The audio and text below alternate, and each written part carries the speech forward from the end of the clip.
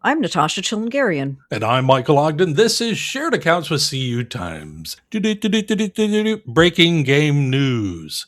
We and our audience, from the feedback we heard, loved our 90s nostalgia theme games that Natasha helped walk us through some episodes ago. And we're going to do kind of a follow-up to those games. I don't know what it is, but Natasha, what 90s fun do you have for us? Yes. Well, thanks for that. I'm really glad to hear that resonated. I'm just loving the nostalgia, and I feel like I think there's people in our, similar age groups listening and working in credit unions that can relate. So it's super fun. So basically, after we did our 90s teen magazine quiz podcast intro, and we should try to do that again if I can find more, but we'll see. I have to hunt around and I have to condense it. Last time it went a bit long. It went long, but it was so interesting because Zach had this group of friends that we learned about, and I don't know. It was, I really enjoyed it. Yeah. So we'll see. We might be able to find some more, but anyway, for now, and this definitely won't be as long, I promise. I got to thinking just about analog media back in the 90s from the magazines. And also it was like how it was our internet in those days. Like what was in the place of the internet, the way we now look on our phones at stuff and consume content that way. So I thought I would share another gem of 90s analog media today. Now, this might be lesser known to the public, but if anything, it should be good for a laugh. And hopefully it'll serve and also just kind of serve as a reminder of one way that we shared our like humor with one another before we had things like Twitter and like memes and all that. It's kind of like this version of that from back then. Okay. So let me ask first, do you remember kind of that trend of like there were these kind of cutesy, feel-good books that sort of fell into the self-help genre, like Chicken Soup for the Soul? Yeah, that was a good one. And they had all these versions. It was like Chicken Soup for the Teenage Soul and for the, whatever, I don't know, the different people. And then, so there was another one that was like a popular like book that you could get. It was Life's Little Instruction Book. Do you remember that one at all? I have a vague memory of this, yeah. Yeah, it sounds familiar. Yeah, it was like a collection of like suggestions and reminders on like how to live a happy and rewarding life. And it had different volumes and then different versions. Apparently there was a Life's Little Instruction Book from the Bible. So maybe it had like a religious tint to it. I don't know. I actually didn't even read it, but and then there was like, the journal and like the little desk calendar, like where you could rip off those little calendars for fun. Yeah. Well, I never read or purchased this, but I did purchase the 2 volumes of the parody version of it. It's called Life's Little Destruction Book. And this was like where this is it was heading. A collection of what the authors called boorish, insensitive, and socially obnoxious pointers for leading a simple, self-centered life. This is right up my alley. I mean, imagine if it was like kind of from like Seinfeld, like things they would do, or like Curb Your Enthusiasm. That's the best way I can line it up. That kind of spirit of just totally selfish and ridiculous. And anyway, it was published in 1992, the first one. And I remember reading this. I got it, I think, from a bookstore, and it was funny. I still have it on my shelf, and it said it was $2.50, like from this. Wait, when did you buy it? Well, I bought it later because when it was 92, I was only 9, so I wouldn't have been reading it. But I must have been in like the late 90s, maybe. Like, and you've held on to it. Junior high school, maybe. I don't know. But I just remember, I have memories of reading this and just laughing. You know, when you're just laughing so uncontrollably, you cannot stop laughing. You're like sore, like your body hurt. It was hysterical. So I'm just gonna, so it's not like a quiz or a game or anything, but I'm gonna read you. I went through them and I wrote down the ones that are super 90s, like things that maybe young people wouldn't even get.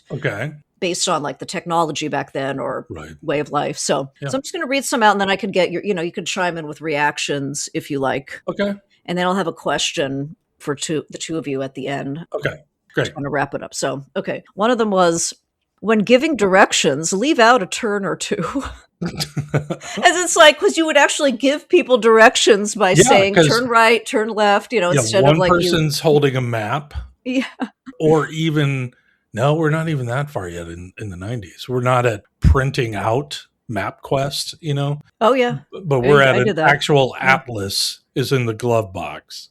No, the best Right. is you get the paper invitations with the hand-drawn map on the back. Yeah. Yes. There you go. Yeah, I remember that. Yeah. Turn left at the Okay. Pizza Hut. You got to look for the Pizza Hut. Right. Okay, Okay, great. next one is remember that free cable TV is only one shady electrician away. Yeah. I did that in college. Yeah. Oh, all right. Good for you. Yeah. Okay, another one. This is like because they fall also different categories. Like some of them are just little like observations, and other ones are actual like instructions. Like this is what you should do. So this is an instruction: get up early and take your neighbor's newspaper. That's just that. I don't know. Yeah. That's just I don't know why you would do that if you were getting one yourself. So I don't know. Another one: put a too cute message on your answering machine. Yeah, I used to do crap like that. Oh, we knew that.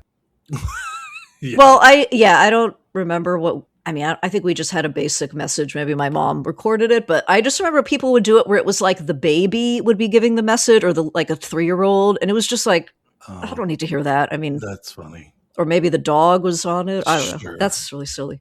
Remember, you could buy those pre-recorded funny whatever answering machine cassettes. Oh, it's like they would do it to songs, like parody songs. Well, like what about like the Seinfeld episode? I'm thinking it's like kind of like believe that. it or not, George isn't at yeah. home. Yeah, that's a good one. Well, I know there was a stretch. It wasn't quite the same thing, but like when I was in college, there would be people, if they met someone famous, would be able to try to get them to leave their voicemail message for them. Oh yeah, sure. So I remember that. Yeah. Can I tell you really quick? I did that kind of. Oh yeah. What'd you do? It was when I worked in television at the time, and so it was on camera interview. I was interviewing Dr. Ruth. Oh wow. Yeah. She was so lovely and blunt, and I had her record a happy birthday message to a dear friend of mine. And it was so funny. Anyway. That's fun. Yeah. Dr. Ruth. Oh, well. All right. So, okay. Next one, another tech related thing. Okay. Don't rewind video cassettes before bringing them back. Well, that's just mean. Yeah. I know. At the video store. That was rude. Yeah. Yeah. Oh, and also some of these have kind of a financial twist. So I thought it would be part of for the podcast. Take money from your kid's piggy bank. Hey, man. This one, put advertisements under people's windshield wipers. Oh, sure. Yeah. Flyers and crap. Yeah. Leave the alarm on when he doesn't have to get up. There you go. So it's like the idea that there's one alarm in the bedroom. Yeah. There was on a large digital clock. Or yep. Yeah. I hate those. Some hotels still have them. Yeah, they do. It's like I always unplug those because they make me anxious. Okay. Wait 5 weeks to deposit checks. Oh, back to the check theme. theme. Screws up everybody's books. Yeah. I know. Refuse collect calls from your family. You know or what? the collect call? Is that even still a thing? I would do that to my brother. He would call home from college. I was like, no. Refuse the call. Yep. Just say no. They have to pay. Yeah. See, we wouldn't do that, but I would do a collect call, and for my name, I would just put ready for you to come get me. Yeah. And have them refuse it, and then I'd know that it was time. There you go. Yeah. That works. Okay, another banking one. Fill out your deposit slip at the teller window. That's annoying. Yeah. Okay, and then adjust the reception when he's watching the big game. Why is the woman always being the I don't. Well, there's other ones that are opposite. Okay. I didn't include. There's some that I would say they're kind of demeaning, like some of the other opposite ones. What? I could say those too. Yeah. One was put the gals in the office in charge of the coffee. Oh no. Okay, let's not do these. I know. And then another one was call your wife the little woman. No, I hate this. I really don't like it. Sorry, it's funny though. I don't like it. Yeah. Well, hey, it was the 90s. You could get away with whatever. It was the 90s, but my God. Okay. No. Okay, so just a couple more. It's a short one, but this is like just a phrase that like people would say that like I haven't heard in years. It was just so funny. Just have a cow. Remember that phrase you would say, stop having a cow. Like, stop freaking out over this. It was don't have a cow. It was like a phrase that people used to say. They've not heard. Yeah, I guess it was from Simpsons. Yep. Okay, next one. Tape a stupid TV show over your all-time favorite movie. Absolutely. Because you couldn't get it if it's taped over, you can never see it again. It's gone. And then finally, this one, it says, appear on a hair club for men commercial. What? Okay. It's just so funny. I don't know. So, by the way, I looked it up, Natasha. You can buy this still on Amazon. really? Paperback is $6.61. The audiobook is 99¢. What edition are they up to? That's a good question. Because they've got to have, added content. I don't know. I mean, I've only No, had, I it thought just there were says 2. Is it just Publication 2? date April 15, 1992. I don't see a new edition on this. Yeah, I had 2 volumes, 92 and 93. So I don't think I don't see an update on this, Zach. I feel like there should what a be. I feel like shame. there should be a modern version. Yeah, what? It would be pretty funny. Yeah. Anyway, well, Right. I want to ask, okay, real quick, just to hear from the two of you, like, what was your favorite, like, source of humor in the pre-internet days? Like, did you have a favorite, like, a newspaper columnist or a magazine column or a book or like even like an audio type thing? I'm curious what you all remember from then that you thought was funny. I have an answer immediately, and that's what I bought all of the Far Side books. I was Yeah. thinking Far Side is one of them. Oh, that was a Absolutely. good one, yeah. Yeah, Oh, those were I good. love the Far Side because that was back in the 80s is when that started. And then finally, Barnes and Noble had all of them. Gary Larson put out all these huge books, and I bought all of them. Love those. Yeah, Those were Far Side great. Far Side was great. I also always had a subscription to Mad Magazine. Oh, yeah. Sure, yeah. Yeah. See, I see that more as 70s is when we did that. Well, you in the 70s and me in the 90s were around the same thing, age. yeah. You're not wrong. Yeah. Okay, the comic strips were a fun thing. I were. remember Yeah. reading it like every morning, like with breakfast, like reading the comic strip and Yeah, you'd have follow a Garfield. story. Yeah. Hagrid. Was it No. Haggard the Horrible? The Horrible. Was it Hagrid? Yeah. That's Harry Potter. Haggard, I think. forget. Haggard Yeah, the Horrible. okay. Yeah, Kathy, of course. Kathy I think was I brought great. that up once before. Second. Yeah. It I was was gonna say, good, yeah. second Kathy reference for you. Oh boy. Fantastic. These were the things that shaped my brain, apparently, right. for worse, probably. All right. Anyway, okay, that's fun. Thanks Natasha, for letting that me was- chime in. Yeah. That was great. Again, bring back some of those 90s quizzes from the teen magazines. Sure. We will gladly play along. Absolutely. Everybody else, if you have some 90s references or games you want us to play down the road, let us know. For right now, though, so glad you're here and welcome to Shared Accounts with CU Times.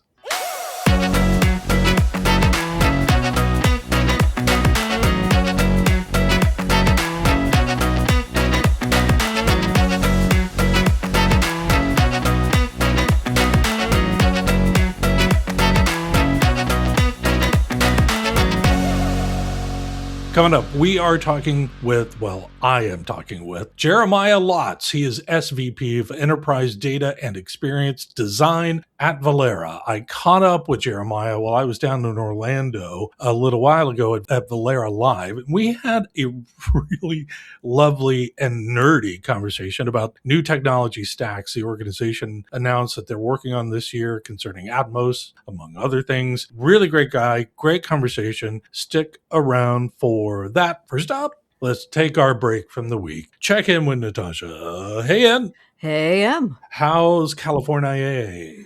it's hot. Yeah, it's Yeah.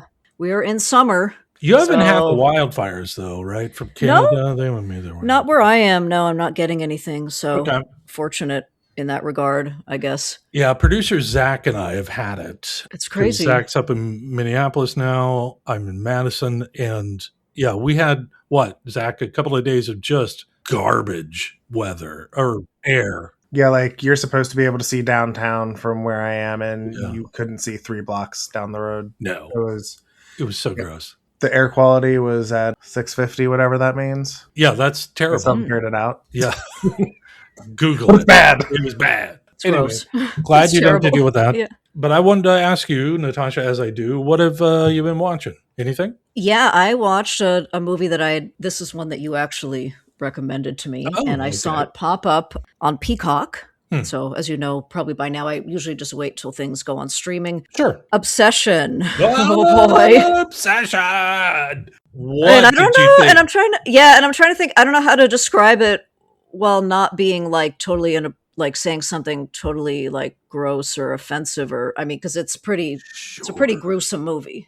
say. It's Is quite that? gruesome. Yes. I mean, Yeah. I loved it though. Absolutely loved it. Just it felt like it was like a book you can't put down. Mhm. You know, you just want to keep going. It felt like that. It's like, oh my God, what is going to happen next? And Yeah. wow, just wow. And the acting, I mean, the kind of the intimacy of it, the pacing, just the way it was framed, and just the terror of it was so good. Namely, the acting from the lead female. Wow. I have to look. I keep forgetting her name, but she was just stunningly great at acting. Indy Navarrete is her name. She's probably going to take off, I imagine, from here. But yeah, you're totally right. It's hard to describe this movie without getting into it, you know? Right. And getting into it, we just can't do on this platform. Yeah, exactly. It's just too much to, But what a movie. And it does go by so fast. Like you're saying, like a really good book. It just flies by. You are engrossed in every frame of that movie. Oof. Yeah, I was genuinely like just spooked and terrified. And not only that, but also just the story and the plot, and then what you think about whatever you think it might mean is also like, it's deep too, I guess I could say. It's not just, it's a well shot horror, you know, it's like makes you think a lot about things with relationships. It does, and it doesn't answer the questions either, you know? Right. I appreciated that it left it all kind of open. But man, what did you give it on Letterboxd? I think I gave it 4.5 stars. Oh, 4.5. Okay. Yeah. I gave it 5. I know, that's impressive. And now, didn't you? I just asked, did you see it in the theater? Yep. So, what was that like? What was the experience like with an audience and reactions? Yeah, because it is so rare that I get to a theater, because movies we don't have a ton of theaters around here anymore, and movies kind of blow through here in like 2 weeks. But this one ended up staying like 2 months or so, and it was a packed audience, like 11 at night, which is really late for me. Yeah, that is late. It was hilarious. I mean, the audience feedback of what was going on, it was a great group experience, you know. I will watch it, you know, on streaming, but at the theater it was a perfect theater movie, really, at the time. I bet, yeah. I loved it. Oh, it was a good one. Watch it, people. It's great. Yes, just watch it. Yes. Can I say there is one thing that I was not so pleased with that was a little bit too much, and it was, if you have anything around, like if you're a major like cat lover, animal lover, okay, there is a plot point involving a cat that's a little hard to watch. That's just prepare yourself if that's something that would be disturbing for you. It's a little relentless. And I didn't expect it to continue the way it did. And yeah, but you're right. Heads up. I thought I would mention that. Yeah. So good. I'm so glad you saw it and that you I was so excited. I highly recommend people watch it. Right. Honestly, Natasha, I felt the same after I watched it. I'm like, that is a movie. That is why you go to the theater. And, you know, it was just such a pleasure to be entertained like that. Yeah. It doesn't happen often. It's hard to find. It really is, especially in a newer movie. Yeah. I find it's hard to find one that really hits. It really is just a success. And yeah, this was one of them. So good. Yeah. And it's not long. Very quick movie.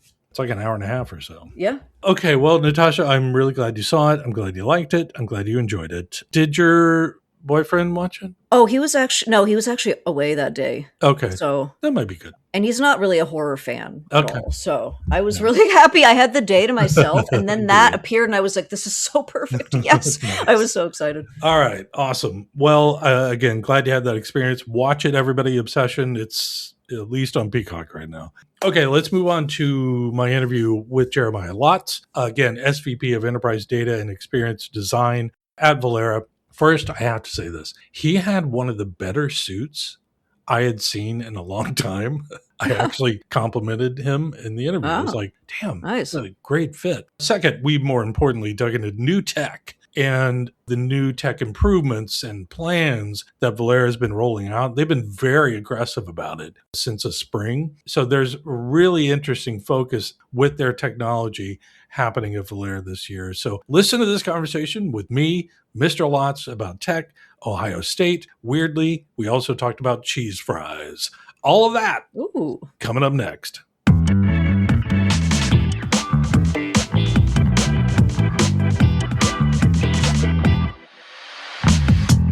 All right, everybody, I'm Michael Ogden here at Velera Live in Orlando, and I got a special guest. I hadn't met him before, Jeremiah Lotz. Jeremiah, what's your title at Velera?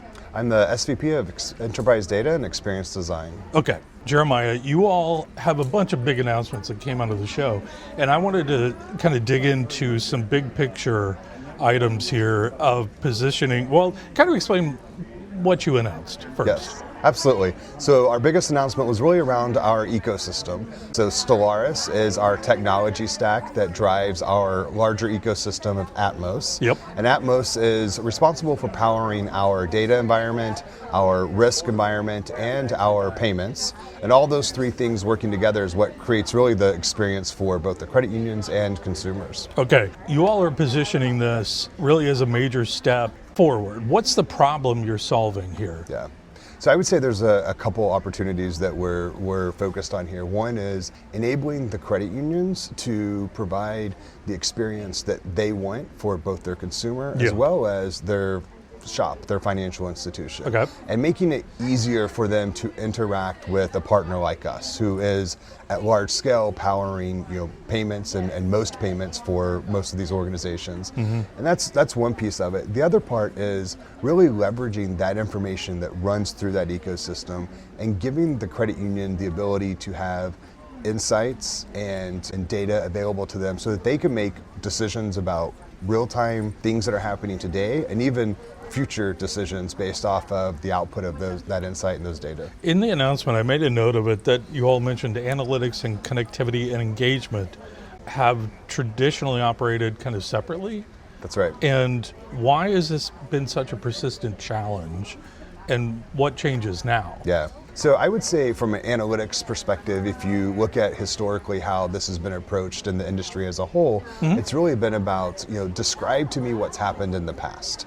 And then, separately, we'll take that information, those reports, and you'll create an experience or a servicing opportunity.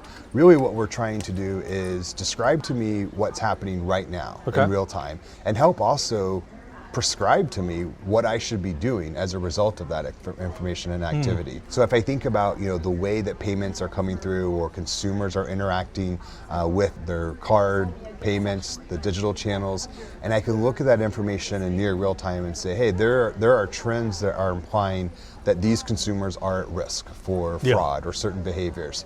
And I can put that information into the hands of the credit union, really in what we would refer to as kind of embedded analytics. And I can put that into the hands of a credit union in near real time, and they can say, okay, great, I'm gonna make this decision based off of the information that's occurring today, and I'm gonna change the experience. And that's one way, but I would say even a second way is even us being able to actively change the experience for the consumer as they are, let's say, engaging in the digital application. So if I know that consumer A recently made a job change and I can see other historical information about them, I can start to drive them directly into an experience of, let's upgrade that card into one that's more financially appropriate for that member. And secondly, a member might come in who has gone through a bad fraud situation. I'm not going to ask them to upgrade their card. I'm going to give them tools and information about feeling comfortable about using that account and leveraging that tool set as they move forward. So I can change that experience for the consumer based on the information and the analytics that we provide. Can I tell you what? So I read the announcement. Talking to you, you are making it a lot more clear for me. I am super dumb when it comes to figuring out the purposes and the reasoning behind it, so thank you. You're making me feel a lot better about understanding all of this. And I want to ask about credit unions because a lot of them feel like they're data rich but insight poor. Yes. Chuck has said that, I believe, before in the past. How does this particular ecosystem actually help them move from insight to action in real time? Yeah, so that's one of my favorite questions because I think this is absolutely the point in which we can pivot that for a financial institution. So we have all spent in the industry the last several years money on collecting data, storing the data. I need all the information, but not all of it is put to use at this point, right? Like we have a lot of data that sits there and is stored and is important and protected, but it's not all actively helping us make decisions. And so really our opportunity and our goal is when we think about modernized technology like AI enablement Yeah. and setting that on top of this data ecosystem in a way in which I can interact with it in a natural environment and say, hey, what are the trends of my consumers who are millennials over the last 6 months from spending behavior? And I can, based on just entering that information, I can get an intelligent response, and I can get analytics that gives me, here's what those trends have been, and even here's what we predict those trends to be in the future. That allows that information to be actionable, and I can do something with it, right? And so I think that's one of the biggest opportunities. And then even able to make the part of the ecosystem announcement that we made is really around flexibility and making it easy enough for our credit unions to consume data from that environment. Okay. Or even insights. So it might be raw data, or it might be insights that we've curated that they can consume and then combine with information they have. Again, they're data rich. So if they have other information that we might not have, how can they combine those insights and get them easily from us to further expand? I want to go to Atmos Exchange quickly. What does this do for credit unions right now? I guess that's the question. Yeah, right. So that goes really directly back to where I was and how credit unions can consume the information from us. So historically, we've had the ability to consume data through batch files, through APIs, and this is a modernized set of APIs. So they're structured a bit differently, still API based. But what also is the next evolution of Atmos Exchange is maybe APIs is how you want to receive some of the information, but maybe some of the data you want actually streamed from one cloud environment to another. Yeah. So how do we move data from our cloud environment into yours in a way that gives you more near real-time information? How is the API different? You're saying it's built differently? Yes. So APIs historically have been really focused on a specific individual call or individual piece of information. Okay. The way we're basing the design of these APIs is, first they're RESTful, which that in and of itself isn't brand new, but it is a modernized capability. Okay. But we're also building them in, functions, if you will. So if I know that I need to open an account or get a card, here are the pieces of information you need, which you can receive in one set of calls versus making 10 calls to get all the information and compile that experience. Okay, so that's a real world example right there. It is. So what's the timing of I think Chuck mentioned during his keynote, turning over in 75 seconds or something. It sounds like that's a real world example that you're talking about here with Atmos. Can you kind of give us another, broadly, what credit unions can use this for? Yeah, I would say, looking at the capabilities of Atmos completely differently than from the experience of how the credit union and or their development team can consume it is probably one of the other biggest advantages. Okay. So what we're also releasing is what I would refer to as a developer portal, which would allow their technology team enter into a secure space where they can start to see the examples of those calls, and they can start to piece calls together based off of our documentation. It's interactive and they're able to engage with.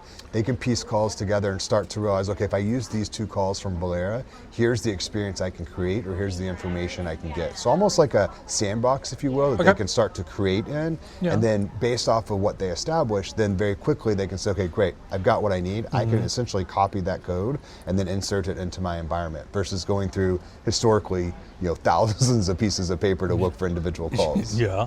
Can we talk about AI really quick in all this? What's actually different or meaningful here with AI versus how it used to be, I guess? I don't know. We're so bombarded with AI right now, so I don't know how to ask the question anymore, but how's AI being incorporated here, I guess? So I'll give a couple examples, because AI really is coming through in all aspects of how we're enabling our technology and ultimately how this ecosystem with Stellaris and Atmos is coming to fruition. So first of all, we're embedding AI into our data applications. So allowing a credit union to consume and interact with the information in Who a is more... this? Mark said, right, how are you, sir? How are you? One of my great buddies. And I thought, do I interrupt? Yes, looks like you a nice absolutely guy. interrupt. I can interrupt. He looks like a nice guy. And now I have to do the rest of it in your accent. I'm not editing that out. Okay, this is how it goes. It's fine. What were we saying? AI. AI. Yes. A couple of examples you were saying. Yes. So one of the examples of how AI is kind of embedded throughout this ecosystem is really leveraging it to engage with the data. As a credit union is looking at the amount of information and the data we have, it can ask a question and AI will pull back for it based off of that very common language-based question. Yeah. Here's the information that you need, and here are the key insights. So it will start to build for you insights in real time based off of a question that you've asked, maybe about experience or trends of a certain demographic, if you will. Okay. It will start to build insights, and it will start to give you information and context as to here's the data that you're looking at, and here's why these insights are ultimately a part of kind of my output, if you will. And the other place that AI starts to show up in this ecosystem is really the way in which we're delivering the ecosystem. So our developers today are involved in leveraging AI to help us test the code that we create, okay, to help us even do some of the initial coding, and then ultimately kind of speed up the process of when we're thinking about new APIs, as an example, leveraging AI in that development cycle to get APIs out faster is another way. So two very different experiences. One, how the credit union can engage with AI in that scenario, but the other of how we're using it to increase and enhance the way in which we provide speed to market. A couple of more questions here, because I want to go straight from that AI discussion because it sounds even more powerful than I originally envisioned. And again, remember, I'm not that smart with all of this. I'm learning in real time almost. But with all of this, what does adoption look like with this? For AI or for the ecosystem? For the ecosystem, I'm sorry, to clarify. So I would say that's probably one of the exciting parts about it is really adoption is based off of what the credit union needs. So we do not expect that every credit union is going to engage with us and our ecosystem the same way. That's the intent and that's the value. So when we think about what does that actually mean? So our vision is that we are able to sit down with the credit union and talk about, what are their goals? Is their goal to create a advanced consumer experience? Is their goal to create a operational experience that is reducing time in their shops? Those could be two different things. And then start to drill into, what's the best way to consume Velera, if you will, through this ecosystem? Sure.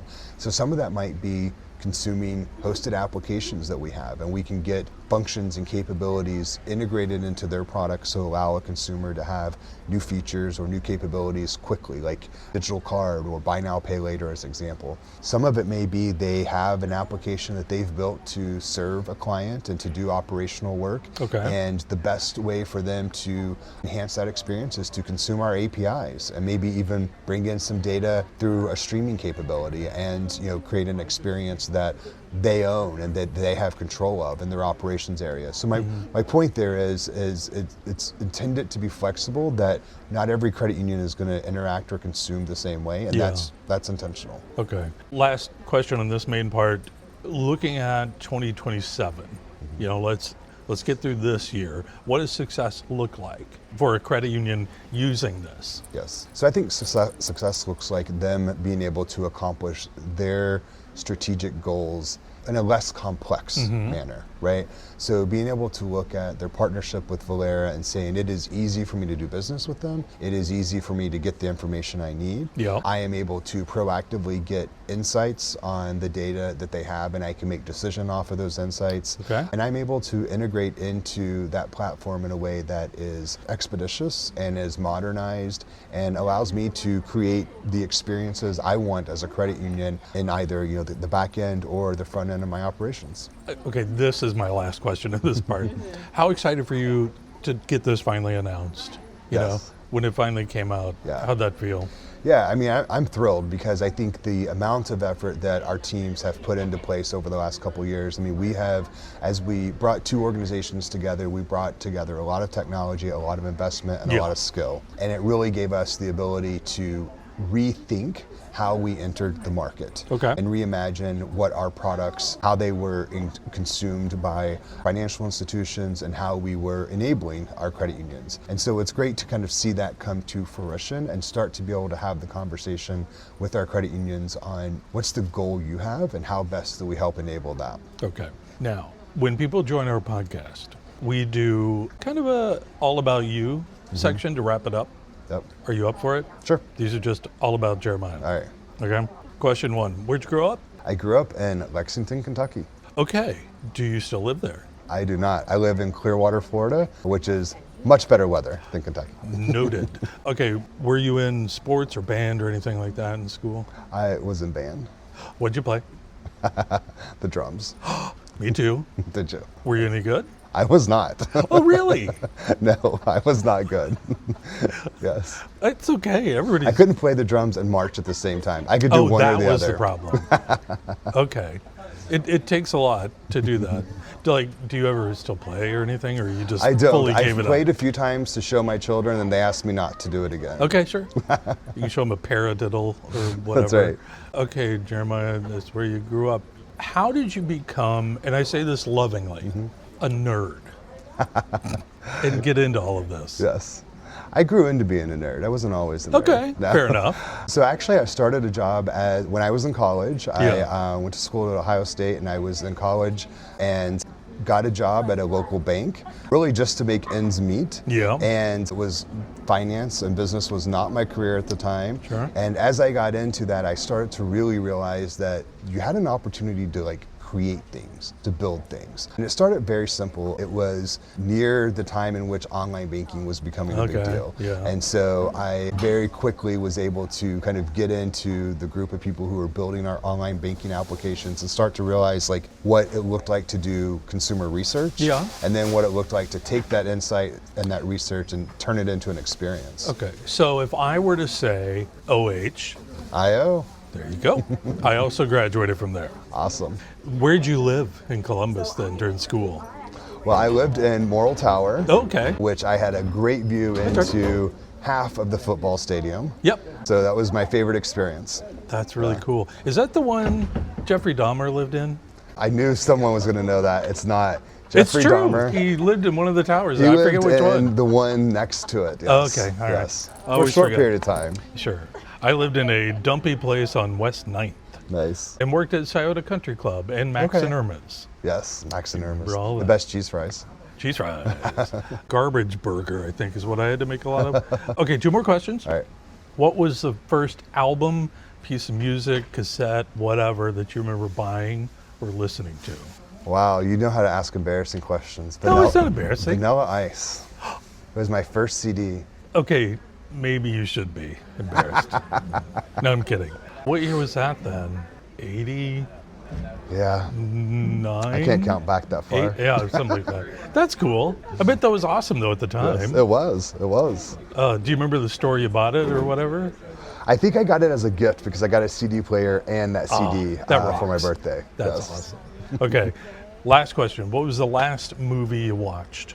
The last movie I watched was, oh goodness, it was actually Hopper at the movie theater with my children. I thought it was great. I heard it was really good. Gosh, I can't remember who all is in that, but I saw some really good write-ups about that. It was much better than I expected. It was worth seeing. What'd your kids think? They loved it. They were very excited about it, yes. Awesome. Yeah. Well, that is how this show works. Everybody, that is Jeremiah Lotz, SVP of Enterprise Data and Experience Design at Velera. Really nice meeting you. Thanks for sitting down here. Also, how many people did you know just walking by? About 50% of them. Okay, great. That's what I figured. All right, thank you so much, man. All right, thank you.